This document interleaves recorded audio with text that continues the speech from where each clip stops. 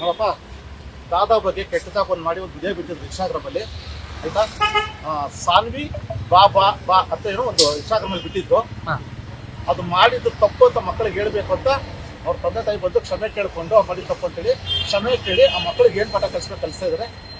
JP ನಗರ ಸ್ಟೇಷನಲ್ಲಿ ಅದು ಒಂದು ದಾಖಲಾಗಿದೆ. ಅವ್ರು ಕ್ಷಮೆ ಕೇಳಿದ್ದಾರೆ. ಆಮೇಲೆ ಆ ಇನ್ಸ್ಟಾಗ್ರಾಮ್ ಗ್ರೂಪಲ್ಲಿ ತಪ್ಪಾಯ್ತು ಅಂತ ಕೇಳ್ತಾರೆ. ಅವ್ರ ತಂದೆ ತಾಯಿಗೆ ಅವ್ರು ಕ್ಷಮೆ ಕೇಳ್ಕೊತಾರೆ ಮಕ್ಕಳ ಬಗ್ಗೆ.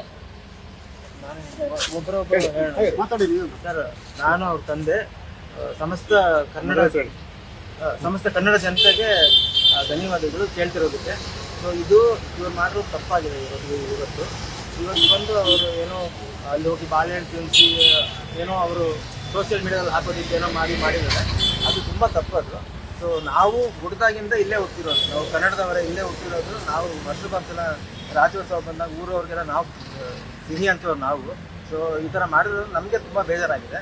ಸೊ ಅದರಿಂದ ನಾವು ಕ್ಷಮೆ ಕೇಳ್ತಿದ್ದೀವಿ. ಅವ್ರಿಗೆ ಏನು ಬೇಕೋ ನಾವು ಅದು ಮಾತಾಡ್ತೀವಿ, ನೋಡ್ಕೋತೀವಿ. ನಾವು ಅವ್ರಿಗೆ ಮತ್ತೆ ನಾವು ವಿಷ್ಣುವರ್ಧನ್ ಅಭಿಮಾನಿಗಳು. ನಾಗರಾವ್ ಪಿಕ್ಚರ್ ನೋಡ್ಕೊಂಡು ಬದುಕಿರೋರು ನಾವು. ಓಕೆ, ಅವ್ರ ಹತ್ರ ನಾವು ಎದುರಾಕೊಂಡು ಇದು ಮಾಡೋಕ್ಕಾಗ ಚಾನ್ಸೇ ಇಲ್ಲ. ಮತ್ತೆ ಈ ಥರ ಆಗಕ್ಕೆ ನಾವು ಬಿಡಲ್ಲ. ನಾವೇ ಕರ್ಕೊಂಡ್ಬರ್ತೀವಿ, ನಾವೇ ನೋಡ್ಕೋತೀವಿ. ಏನು ಬೇರೆ ಈ ಥರ ಆಗದೆ ನಾವೇ ಜವಾಬ್ದಾರಿ. ಇದು ಯಾವ ಕಾಲೇಜಲ್ಲಿ ಆಗಿರೋದು? ಯಾವ ಕಾಲೇಜಲ್ಲಿ? ಇದು 9th ಕ್ಲಾಸ್ ಜೈನಗರ್. ನಿಮ್ಮ ಮಗನ ಹೆಸರು ಶ್ರೇಯಸ್ ಅಂತ. ಸೊ ಅವ್ರು ಮಾಡಿದ ತಪ್ಪಲ್ವಾ? ತಪ್ಪು ಸರ್. ಕರ್ನಾಟಕದಲ್ಲಿ ಕನ್ನಡ ನಟರೇ ಆಗ್ಲಿ, ಕನ್ನಡ ಕಲಾವಿದರಾಗ್ಲಿ ಅಥವಾ ಸಾಹಿತಿಗಳಿಗಾಗ್ಲಿ, ಯಾರಿಗೇ ಆಗ್ಲಿ ಈ ತರ ಮಾಡೋದು ದೊಡ್ಡ ತಪ್ಪು. ನಾನು ಹೇಳೋದೇನಂದ್ರೆ ಯಾರಿಗೂ ಮಾಡ್ತಾರೆ, ಎಲ್ಲರೂ ಮನುಷ್ಯರೇ.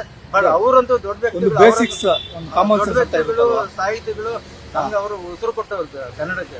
ಸೋಷಿಯಲ್ ಮೀಡಿಯಾ ಇದೆ ಅಂದ್ಬಿಟ್ಟು ಯಾವ ರೀತಿ ಬೇಕಾದ್ರೆ ಅವರು ವಿಡಿಯೋ ಮಾಡಿಬಿಡ್ತಾರೆ ಅಂದ್ರೆ ಮತ್ತೆ ಏನು ಅವ್ರಿಗೆ ತಿಳಿಸ್ಕೊಟ್ಟಿದ್ದೀರಾ?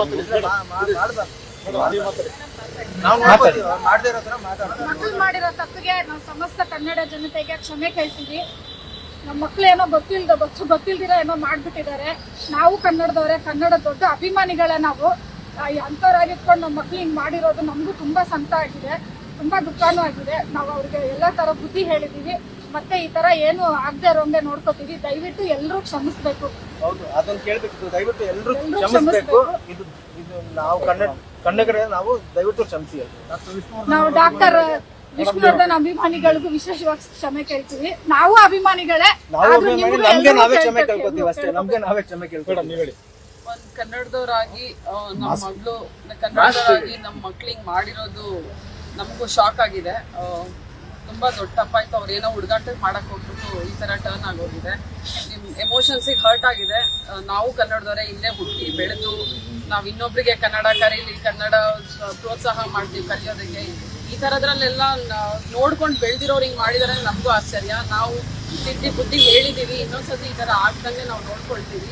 ದಯವಿಟ್ಟು ನಿಮ್ಮ ಎಮೋಷನ್ಸ್ ಹರ್ಟ್ ಮಾಡಿರೋದಕ್ಕೆ ತುಂಬ ಸಾರಿ. ವಿಷ್ಣುವರ್ಧನ್ ಫ್ಯಾನ್ಸ್ ಅವ್ರಿಗೆ ತುಂಬ ಸಾರಿ. ದಯವಿಟ್ಟು ಕ್ಷಮಿಸಿ. ನಾವು ಕನ್ನಡ ಭಾಷೆ ಭುವನೇಶ್ವರ್ಗೂ ಕ್ಷಮೆ ಕೇಳ್ತೀವಿ. ದೇವರು ಕ್ಷಮಿಸ್ಬೇಕು.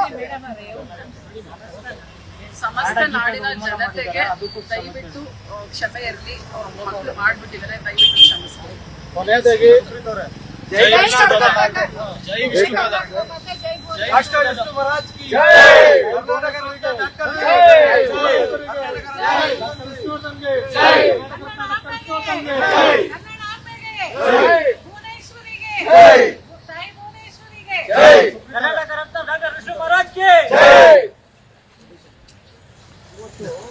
ಇದು ಘಟನೆ ಆಗಿರುವಂಥದ್ದು ನಿನ್ನೆ ಬೆಂಗಳೂರು ಸೆಂಟ್ರಲ್ ಮಾಲು JP ನಗರ ಸೆಕೆಂಡ್ ಫೇಸ್ ಜೈ ಭುವನೇಶ್ವರಿ ಡಾಕ್ಟರ್ ವಿಷ್ಣು ಕನ್ನಡ ಅಭಿಮಾನಿಗಳ ಸಂಘ ಏನು ನಾವು ಡಾಕ್ಟರ್ ವಿಷ್ಣುವರ್ಧನ್ ಅವರ ಪುತ್ಥಳಿಯನ್ನು ಪ್ರತಿಷ್ಠಾಪನೆ ಮಾಡಿದ್ದೀವಿ. ಆ ಜಾಗದಲ್ಲಿ ಬಂದು ಇವರು ಡಾಕ್ಟರ್ ವಿಷ್ಣುವರ್ಧನ್ ಅವರಿಗೆ ಹಾಗೂ ತಾಯಿ ಭುವನೇಶ್ವರಿ ತಾಯಿಗೆ ಅಪಹಾಸ್ಯವನ್ನು ಮಾಡಿದ್ದಾರೆ. ಈಗ ಅವರ ವಿರುದ್ಧವಾಗಿ ನಾವು ಇವತ್ತು JP ನಗರ ಪೊಲೀಸ್ ಸ್ಟೇಷನಲ್ಲಿ ಕಂಪ್ಲೇಂಟ್ ಲಾಡ್ಜ್ ಮಾಡಿದ್ವಿ. ಅವರ ಪರವಾಗಿ ತಂದೆ ತಾಯಿಗಳು ಬಂದು ಇವತ್ತು ಕ್ಷಮೆಯನ್ನು ಕೇಳಿದ್ದಾರೆ.